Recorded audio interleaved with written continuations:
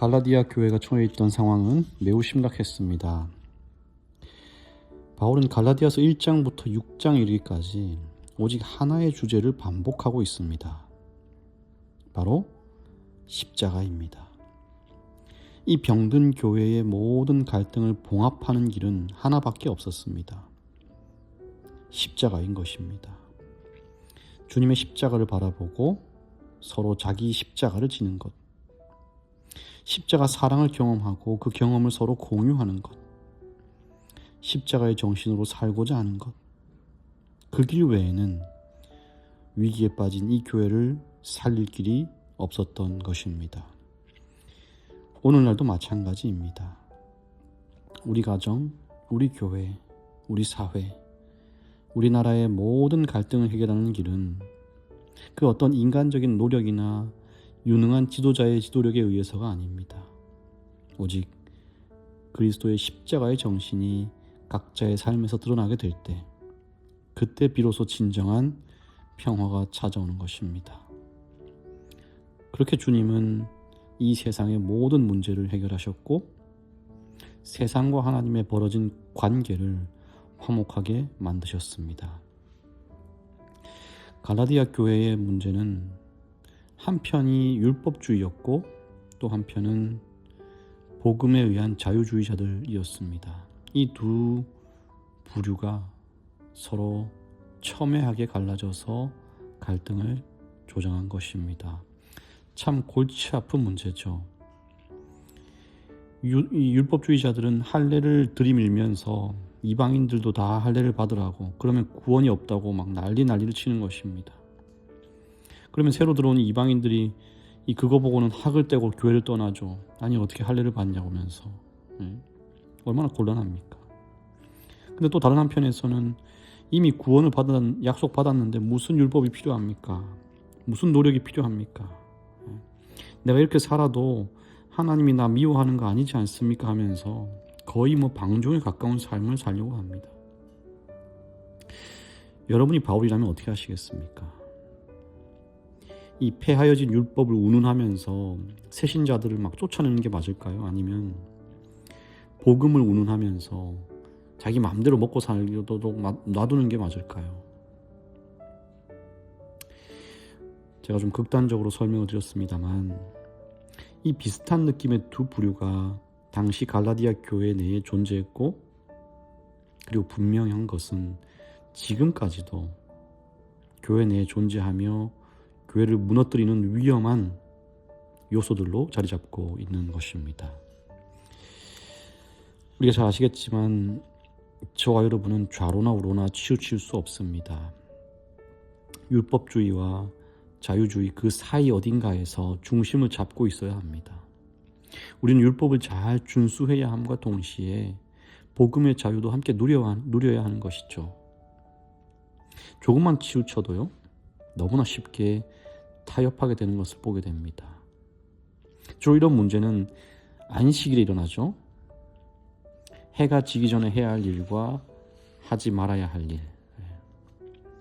너무 엄격하게 지켜서 이 안식일을 거의 멍해처럼 지키는 것도 문제가 됩니다만, 그렇다고 해서 이 안식일을 너무 자유롭게만 보내기도 해서는 안 되는, 그 둘 사이 어딘가에 중심을 잘 잡고 있어야 할 필요가 있는 아주 어려운 주제이기도 한 것입니다.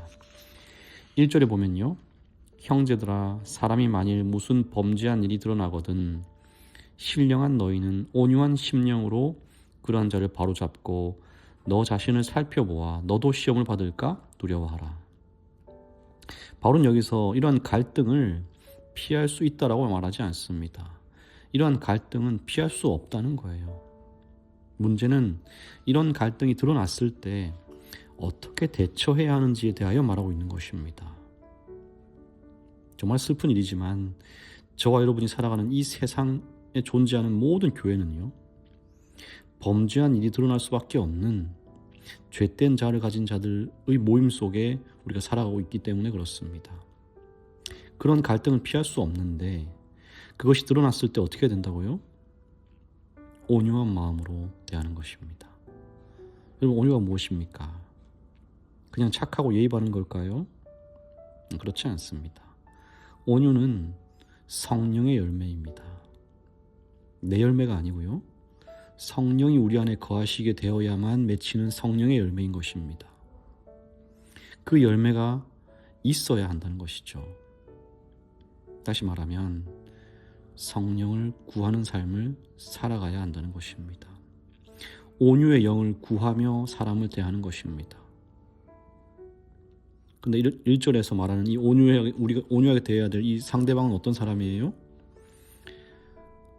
1절에 보니까 범죄한 사람이에요.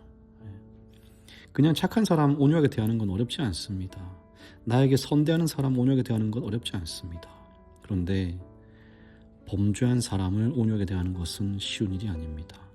특히 나에게 손해를 끼치고 나를 배신하고 나를 비방하는 그 사람을 온유하게 대하는 것, 그것은 성령의 열매만이 가능하다는 것입니다. 그 이후에 어떻게 됩니까? 그 다음에 자신을 살펴보아. 저 사람이 시험에 들었구나. 저 사람이 악한 사람은 아닌데 마귀의 유혹에 넘어갔구나. 그를 불쌍히 여기고 그 시험에서 이기도록 기도하는 것입니다. 산상보훈 22페이지입니다. 무한한 사랑이신 하나님과 일치되는 마음을 가진 모든 사람은 남을 교화시키기 위해서는 힘을 쓰되 남을 정죄하지는 않는다. 여러분, 우리가 하나님 말씀을 마음을 닮아간다면 어떻게 된다고요? 남을 교화시키기 힘쓰지만 정죄하지 않는다는 거예요. 영혼 속에 거하시는 그리스도는 결코 마르지 않는 셈이다. 그분께서 거하시는 곳은 어디나 자비가 흘러넘치게 될 것이다. 우리 마음, 우리 가정, 우리 교회, 우리 사회가 충만한 자비가 넘치려면 어떻게 된다고요? 그리스도가 거하는 처소가 되어야 된다는 것입니다. 그렇게 된다면 모든 갈등이 풀어지고 깨어진 관계가 회복될 것입니다. 우리 서울영어원 교회가 그런 교회가 되면 참 좋겠습니다. 2절입니다. 너희가 짐을 서로 지라. 그리하여 그리스도의 법을 성취하라. 여기 그리스도의 법을 성취하는 것은 말 그대로 법조항만 잘 지키는 것을 의미하지 않습니다. 그리스도의 법은 우리가 서로 짐을 지는 것입니다. 누구의 짐 지는 거예요? 내 짐만 지면 되는 건가요? 아니요. 서로의 짐을 지는 것입니다. 상대방이 메고 가고 있는 무겁고 어려운 짐을 기꺼이 내가 대신 지는 것입니다. 왜요? 왜 그래야 합니까? 바로 그리스도께서 내 짐을 대신 지셨기 때문입니다. 그가 내 죄의 짐을 가져가셨고요. 내 모든 생의 짐을 가볍게 하셨기 때문입니다. 그분은 날마다 우리의 짐을 지시는 분이기 때문입니다. 마땅히 그분을 따르고 그분의 법을 성취하려고 살아가는 우리들은요, 그분과 같이 서로 짐을 질 필요가 있는 것입니다. 한 주석가는 이렇게 얘기합니다. 그리스도의 법은 모세율법과 대조된다. 그것은 외부에서 강요된 규범이 아니라 내주하시는 성령에 의해 발현되는 사랑의 원리다. 타인의 짐을 지는 행위는 그리스도께서 우리를 위해 하신 일을 공동체 안에서 재현하는 것이다. 남의 짐을 지는 것은요, 바로 성령을 통해서 내 안에 그리스도의 품성이 실현되는 것입니다. 내주하시는 성령에 의해 발현되는 사랑의 원리인 것입니다. 하루아침에 되는 것이 결코 아니고요, 고행이나 수행을 통해 이루어지는 것도 아닙니다. 오직 그리스도께서 우리를 위해 하신 일을 공동체 안에서 재현하게 되는 것, 외부에서 강요된 규범이 아니라 성령에 의해 이루어지는 현상인 것입니다. 이런 아름다운 모습이 우리 교회에 드러나게 되고 마침내 그리스도의 법이 성취되는 우리 교회가 되면 참 좋겠습니다. 산상보훈 23페이지입니다. 생애 자체가 고통스러운 투쟁이 되는 사람들이 많이 있다. 그들은 늘 부족을 느끼며 괴로워하고 불신을 나타낸다. 자신들에게는 감사할 것이 아무것도 없다고 생각한다. 계속 투쟁하는 고독한 많은 사람들에게 있어서 친절한 말과 동정의 표정과 감사의 표시는 마치 목마른 사람에게 냉수 한 그릇과 같을 것이다. 동정의 말 한마디, 친절한 행동 하나는 피곤한 어깨에 무겁게 지워져 있는 짐을 치워줄 것이다. 따라서 사심이 없는 모든 친절한 말과 행동은 잃어버린 인류를 위한 그리스도의 사랑의 표현이다. 오늘 저와 여러분 하루 동안 만나게 될 모든 형제들에게 친절한 말, 친절한 행동, 사심 없는 사랑을 나누게 되시기를 간절히 바랍니다. 사랑이 많으신 하나님, 주님의 그 사랑 배우고 알아갈수록 내가 얼마나 사랑이 없고 메마른 사람인지를 생각하게 됩니다. 주님의 사랑, 그 부스러기라도 담고 싶은데 내 속에 내가 너무도 많아서 그조차도 들어올 공간이 없는 부족하고 철없는 저의 모습을 되돌아보게 됩니다. 주님, 그런 저에게 주님을 믿고 따를 특권을 허락하시고 형제들에게 사랑을 나눌 수 있는 그렇게 우리를 통로 삼으셨으니 참으로 감사를 드립니다. 비록 나에게는 없지만 주님께는 있는 그 사랑, 이 시간 나눌 수 있도록 우리에게 부어주시기를 기도합니다.